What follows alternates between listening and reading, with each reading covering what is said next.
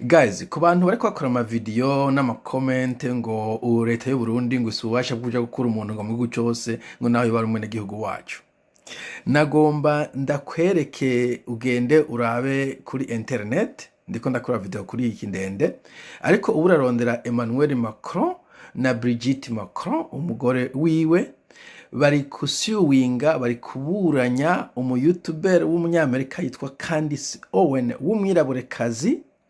Uwo Owen yavuze yuko uyu mugore wa Macron ari umugabo, yavutse ari umugabo, donc ari bimwe bita bahinduye ama-sex, donc yavutse ari umugabo.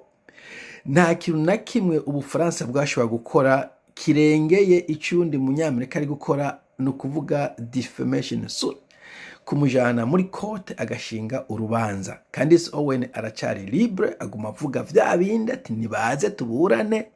Ubu naho bavuze yuko court sentare yasavye Emmanuel Macron na Brigitte Macron ko bazana evidence, ikintu cerekana scientifique ko koko ari umugore.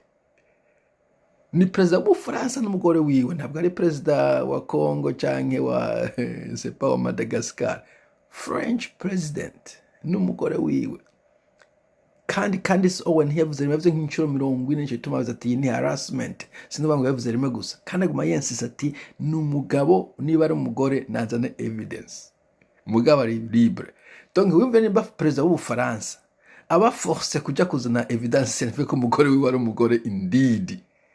Quelle chance ufise wewe perezida sepa wa Benin gufata umunyamerika yavuze ati bon hariho corruption isanzwe hari, ibi bintu jambo umuntu yavuze amajambo menshi byumvikana.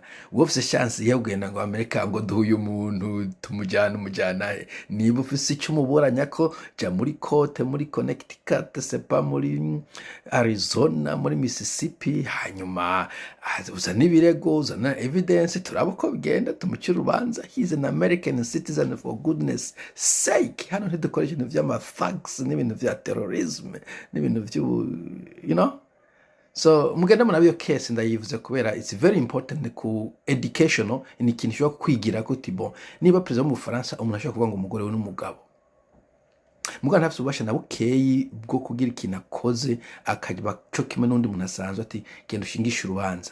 No mu rubanza kuvuga cyo gufata Candace Owen yaratukanya bakavuga ati no, wewe ushinja urubanza ni ufise ntuzeye responsabilité yo kuzana evidence ibintu vyerekana ko atabeshe.